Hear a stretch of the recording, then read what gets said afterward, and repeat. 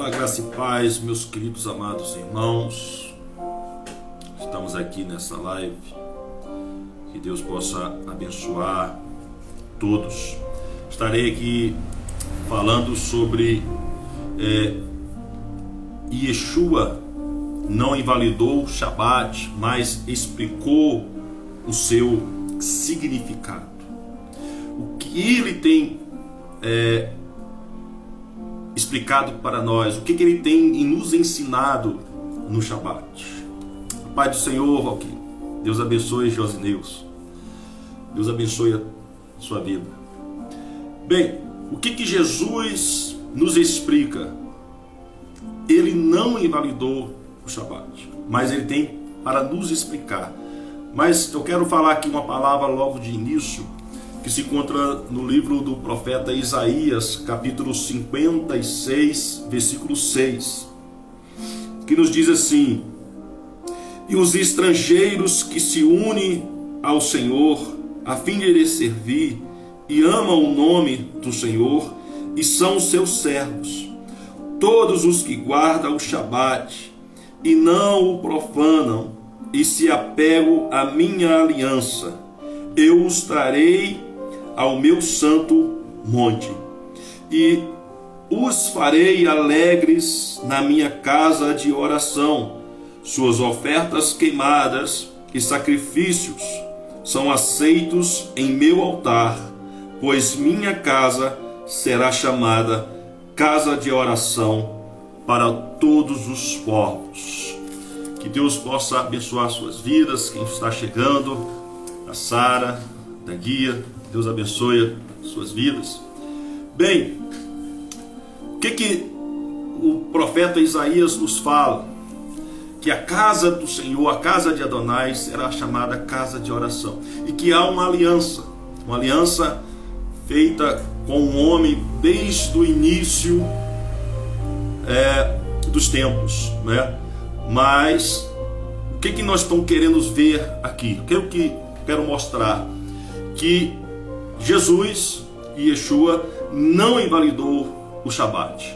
Bem, sábado do hebraico se chama Shabat, que quer dizer descanso, que quer dizer repouso. Então a palavra sábado é usada na Bíblia não só para designar o sétimo dia, não para separar o sétimo dia dos outros dias, não para da semana, né? Mas também para referir-se aos feriados religiosos citados na Torá, no Pentateuco, e assim na todas as escrituras onde se refere ao Shabat ou o sábado. Então na Torá, as leis cerimoniais e civis, sendo leis cerimoniais relacionadas com o serviço sacerdotal do tabernáculo, né? Como sombra da obra que o nosso Senhor Yeshua, como o mais perfeito sacerdote e o mais perfeito sacrifício, que podemos encontrar lá em Hebreus capítulo 9, né, nos fala sobre essa passagem, se referindo a Yeshua como o nosso sumo sacerdote, no Hebreus capítulo 9, versículo 11, quando o Messias apareceu como Kohen Gadol, como sumo sacerdote das coisas boas que já estão acontecendo, então por meio da tenda maior e perfeita, não criada pelos homens, isto é, ela não pertence ao mundo criado, ele entrou no lugar sagrado de uma vez por todas. Aleluias, glória a Deus. Valquíria, Josenilson, Deus abençoe, é forte mesmo. Então, as leis cerimoniais não devem ser confundidas com as leis civis. Então, que permanece até hoje, as leis civis permanecem até hoje. Então, as leis cerimoniais, elas foram cumpridas pelo nosso Mashiach, pelo nosso Messias. Então, a volta à prática das leis cerimoniais é crucificar novamente o nosso Senhor, e que é veemente condenado em Hebreus 6:6.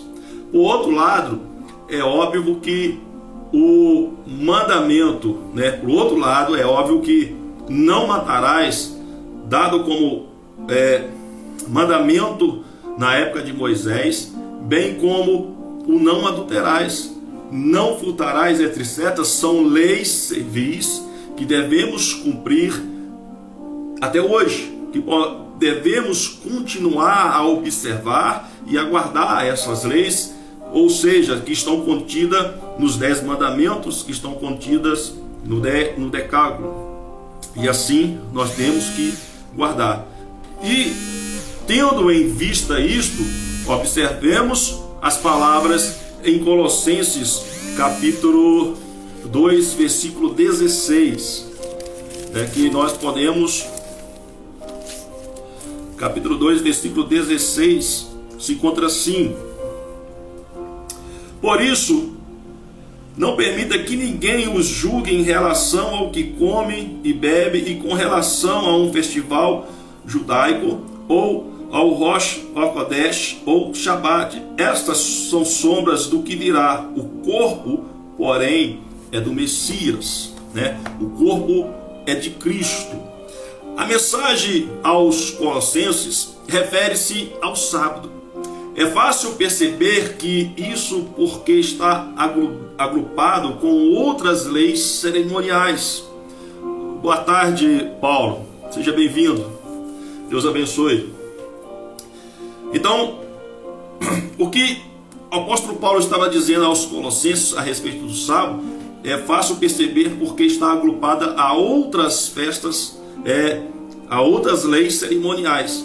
Mas o Mashiach, o Messias, tabernaculou na festa de Sukkot, morreu e ressuscitou na semana de Pessah, da Páscoa, e derramou o Espírito Santo em Shavuot, nas festas de Pentecostes. Todas essas datas e festas cerimoniais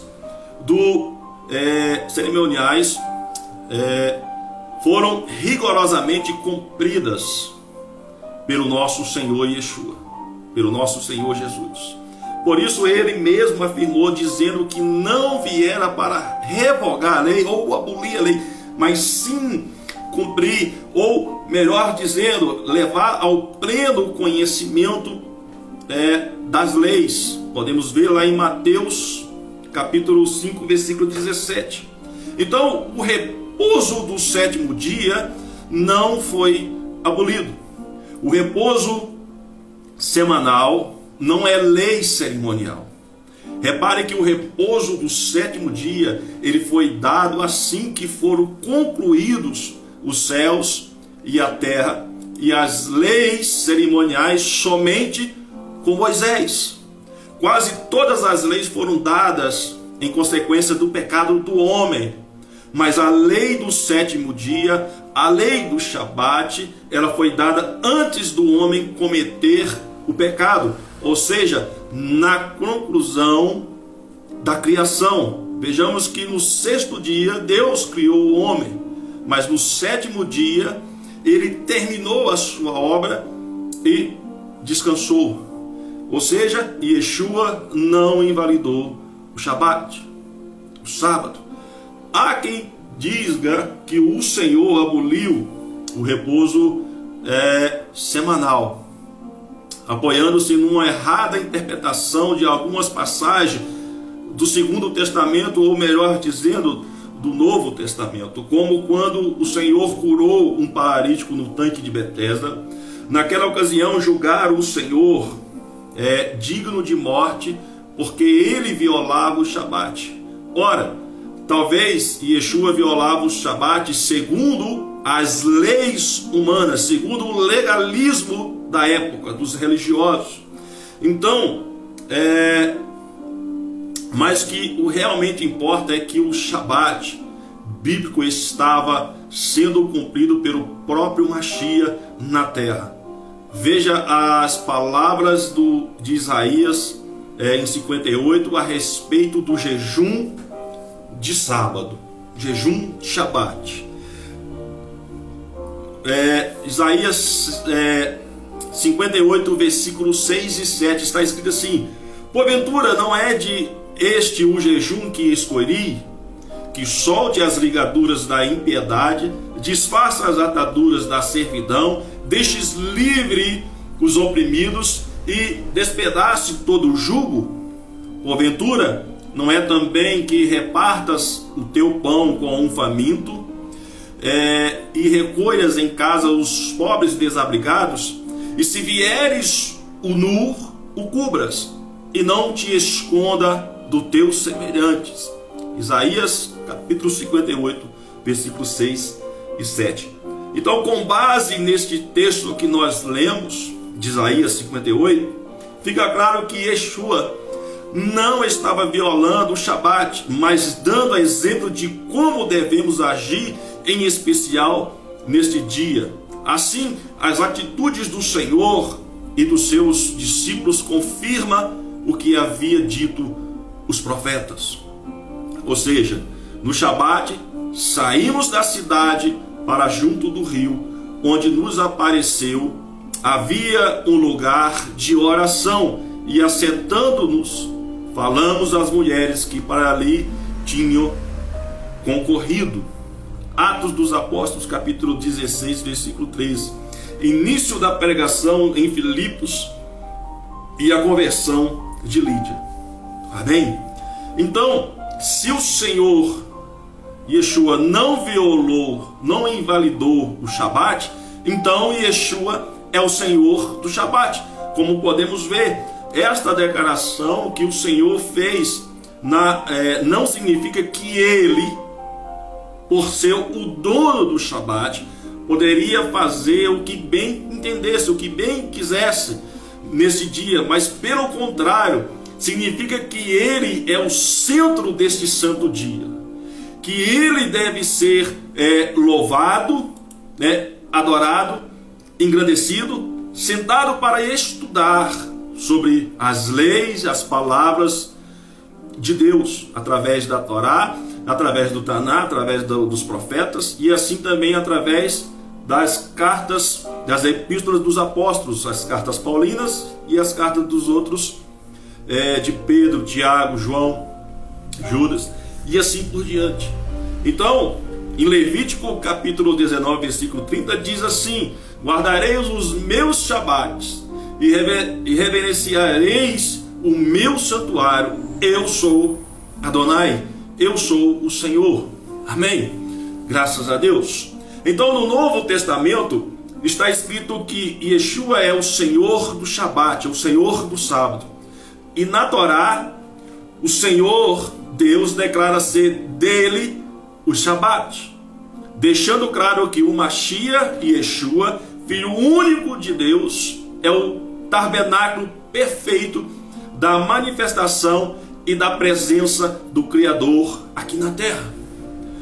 Então, assim nos versículos bíblicos do Novo Testamento, dos evangelhos de Mateus, Marcos e Lucas, porque o Filho do Homem é o Senhor do sábado. Nesses três evangelhos, nós vemos que Yeshua é o Senhor do sábado, porque ele é o tabernáculo perfeito, da manifestação e da presença do Criador aqui na terra. É através dele que nós nos aperfeiçoamos. Então, através da crucificação e morte do Senhor, não deve ter ocorrido na sexta-feira, tampouco a sua ressurreição no dia de domingo, como diz algumas tradições. Pelo contrário, Yeshua, foi crucificado entre uma quarta e quinta-feira, uma quarta-feira de tarde, e ressuscitou ao anoitecer do Shabat, do sábado, da separação da separação do Shabat para o primeiro dia da semana. Então, meus irmãos, 3 dias e 3 noites, ou seja, na ocasião, em confronto com os fariseus, o Senhor profetizou a respeito de sua morte e ressurreição, dizendo, lá em Mateus capítulo 12, versículo 40, dizendo assim: porque assim como esteve Jonas 3 dias e 3 noites no ventre do grande peixe, assim o Filho do Homem estará 3 dias e 3 noites no coração da terra. Ou seja, consideremos os seguintes fatos. O Senhor morreu por volta da hora 9, Mateus 27, versículo 46, 50. Então faltava poucas horas para terminar aquele dia. Segundo a contagem bíblica e o costume judaico, o dia se conta ao pôr do sol até o seguinte: ao pôr do sol até o outro pôr do sol se conta um dia.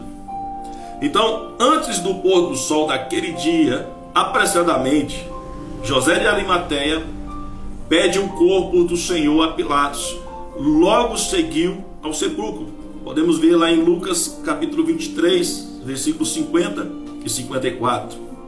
Então, o dia em que o Senhor morreu na cruz era o dia de preparação.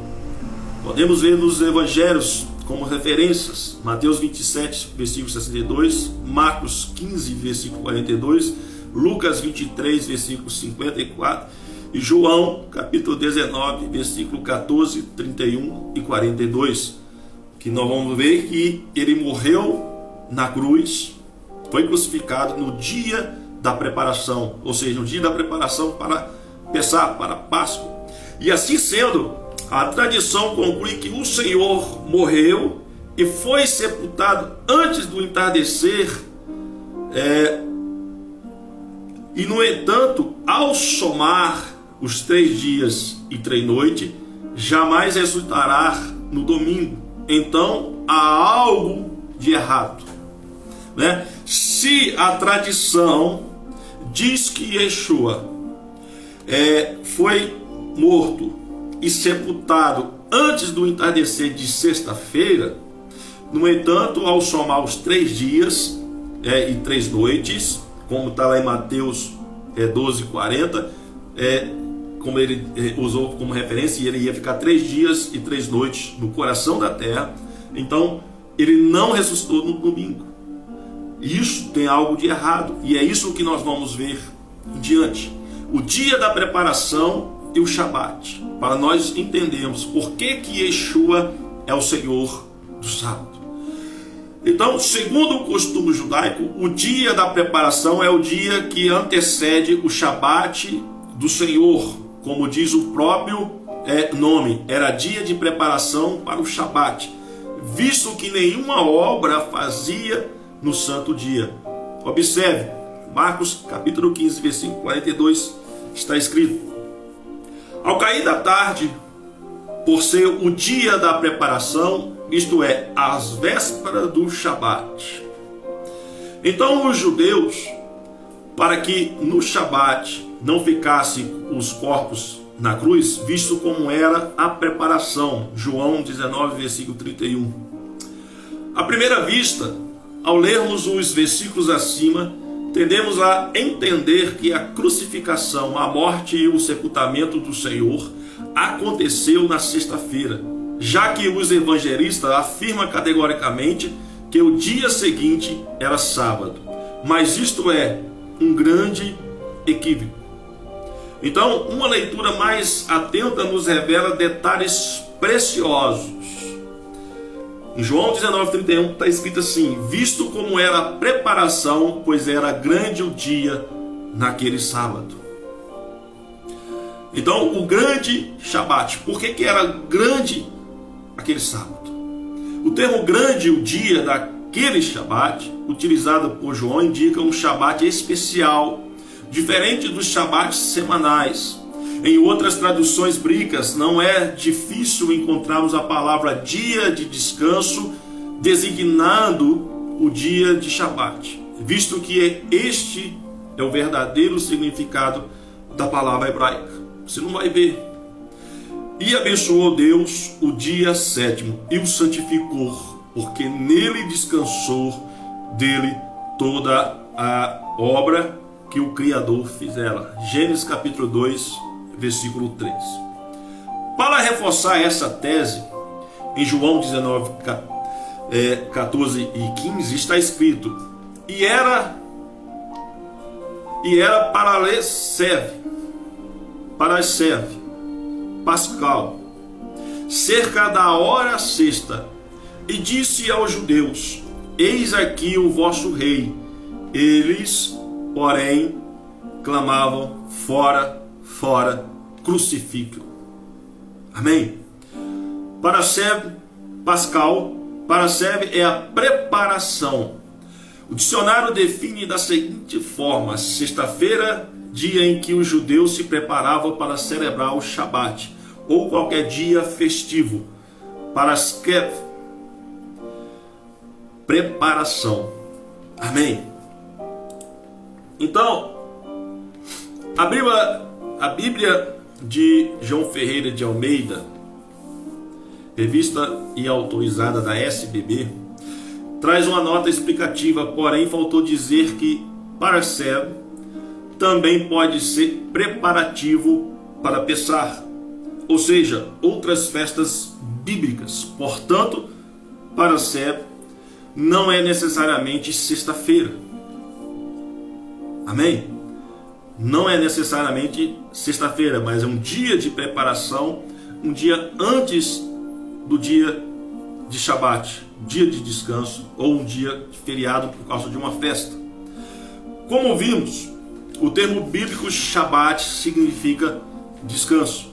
Então, o termo pode não estar se referindo ao sétimo dia necessariamente, mas preste bastante atenção, porque é aqui que as pessoas detêm a confundir dia de Shabat, dia de descanso.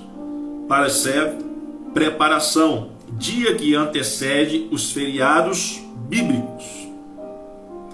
Ou seja, todo feriado bíblico é Shabat, não é necessariamente o dia da semana. E para ser é dia de preparação, ou seja, não é também o sexto dia ou a sexta-feira. E assim, os evangelhos se concordam ao dizerem que no dia da preparação de Pessah, o Senhor fora crucificado, morreu e fora sepultado. José de Arimateia pediu o corpo do Senhor a Pilatos e imediatamente foi sepultado, visto que o dia de descanso, festa de Pessah, estava começando. Então, no primeiro mês, aos 14 dias do mês, é a Pessah do Senhor. É a Pessah do Senhor, a Páscoa do Senhor. Então, em Números 28, versículo 16 e 18, está escrito assim: No primeiro dia haverá santa convocação, nenhuma obra servil fareis. Ou seja, é Shabat. Então, o dia em que o Senhor ressuscitou, a Bíblia não diz que a ressurreição do Mashiach ocorreu no domingo, mas ela é bem clara ao dizer que quando as mulheres foram ao sepulcro, no primeiro dia da semana, o Senhor já havia ressuscitado, o seu corpo não estava mais lá. Ou seja, Mateus nos relata que assim que terminou o Shabat, o sétimo dia, ao pôr do sol, por volta de umas 18 horas ou mais, ao entrar o primeiro dia da semana, claramente nas primeiras horas de domingo, as mulheres foram ver o sepulcro, porém não acharam o corpo de Yeshua. Mateus 28, versículo 8, nós podemos ver. Ou seja, nas primeiras horas do anoitecer, ainda do sábado, mas podemos ver que é o primeiro dia, porque o primeiro dia judaico é ao pôr do sol, ou seja, as primeiras horas já de domingo, as mulheres foram ver o sepulcro, porém não acharam o corpo de Yeshua. Então lá em Mateus 28, versículos 5 e 6 diz assim: Mas o anjo, dirigindo-se às mulheres, disse: Não temais, porque sei que buscai a Yeshua, que foi crucificado. Ele não está aqui, ressuscitou como tinha dito. Vinde e vê onde ele jazia. Amém? E muito cedo, no primeiro dia da semana, ao desportar do sol, foram ao túmulo e, olhando, viram que a pedra já estava removida, pois era muito grande. Em Marcos capítulo 16, versículo 2 ao 4. Em Lucas 24, versículo 1 e 3 diz assim: mas no primeiro dia da semana, alta madrugada, foram elas ao túmulo, levando os aromas que havia preparado. Encontraram a pedra removida do sepulcro, mas ao entrarem não acharam o corpo do Senhor Yeshua. No primeiro dia da semana, Maria Madalena foi ao sepulcro de madrugada, sendo já ainda escuro, e viu que a pedra estava revolvida. João capítulo 20, versículo 1. Ora, se o Senhor já havia ressuscitado assim como começou o primeiro dia da semana, é certo afirmar que ele ressuscitara no final do dia imediatamente anterior ao domingo, ou seja, no Shabat, o sétimo dia. Se elas foram, encontraram o túmulo vazio, encontraram a pedra removida, encontraram o anjo, é certeza de que o Senhor já havia ressuscitado e imediatamente nas últimas horas de Shabat, do sábado, do sétimo dia. Então o Senhor morreu numa quarta-feira e ressuscitou no Shabat. Yeshua tem autoridade até sobre o dia de Shabat, o sétimo dia da semana. Assim a palavra proferida pelo Senhor se faz jus, de sorte que o Filho do Homem é Senhor também do Shabat. Sim, ele tem autoridade até sobre o dia de Shabat, e graças à sua obra redentora na cruz, temos descanso nele. Assim como ele diz: vinde a mim, todos os que estáis cansados e sobrecarregados, que eu vos aliviarei. Mateus capítulo 11, versículo 28. Então, frequentemente as pessoas dizem que o quarto dos 10 mandamentos foi o único que foi alterado no Novo Testamento, mas isso não é verdade.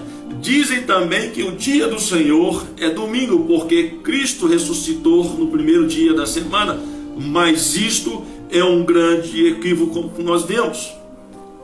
Cristo não ressuscitou no domingo. Os meus Shabat, o termo meus Shabat ocorre inúmeras vezes nas escrituras sagradas. A Torá diz que os Shabates são de Deus. E na Brit Hadash, o Novo Testamento, o Senhor Yeshua diz que ele é o Senhor do Shabat. Ora, Senhor significa possuidor, dono, aquele que tem autoridade sobre.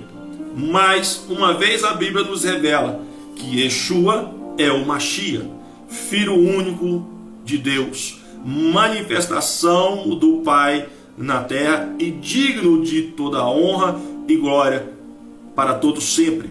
Amém? Então, só Yeshua é o nosso Salvador. E ou não é lícito, ou não é lícito curar no sábado, e tomando o curou e o despediu. Lucas capítulo 14, versículo 3 e 4. Yeshua faz uma pergunta, uma questão: é ou não é lícito curar no sábado?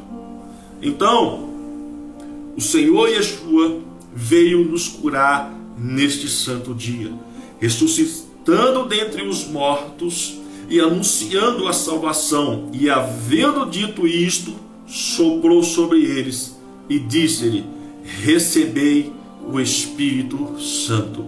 João capítulo 20, versículo 22. Ou seja, se o Senhor Yeshua veio nos curar neste santo dia, ressuscitando dentre os mortos e anunciando a salvação, e havendo dito isto, soprou sobre eles e disse-lhe: recebei o Espírito Santo. Aleluias! Todos nós que nascemos de novo devemos lançar fora o fermento velho da hipocrisia e participar da festa do Senhor com os pães asmos da sinceridade e da verdadeira techuvá. Em Mateus 7, versículos 6 e 9, em Marcos, capítulo 6,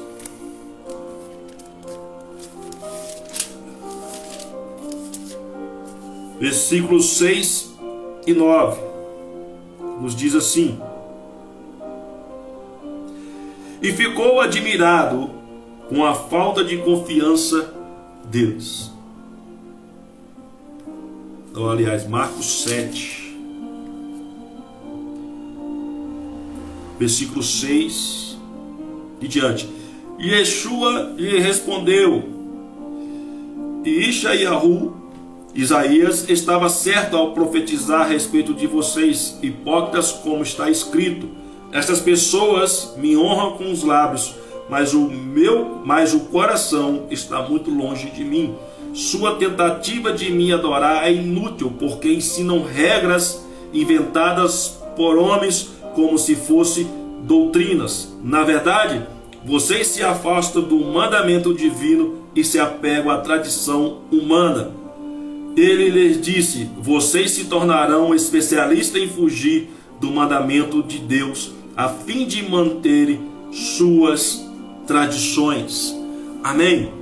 Ou seja, o que está acontecendo hoje, muitas pessoas fogem dos mandamentos, se prendendo a doutrinas humanas, a legalismo, e até mesmo como através das obras da lei, e assim também como as obras do Evangelho, se escondendo através de doutrinas humanas e saindo fora do cumprimento dos mandamentos. Então, o Senhor, Ele não violou e muito menos anulou o mandamento do Shabat. Ele trouxe um significado, ele trouxe o pleno conhecimento do Shabat. Então é momento de voltarmos para nos aproximar de Deus, nos aproximar através do arrependimento, através da techuvá. E isso é um recado que Deus nos traz, está nos mandando para nós voltarmos para Ele, nos arrepender de todos os nossos pecados. E Ele é fiel, e Ele é justo, e Ele é soberano para nos perdoar e para nos abençoar. Que Deus abençoe a vocês.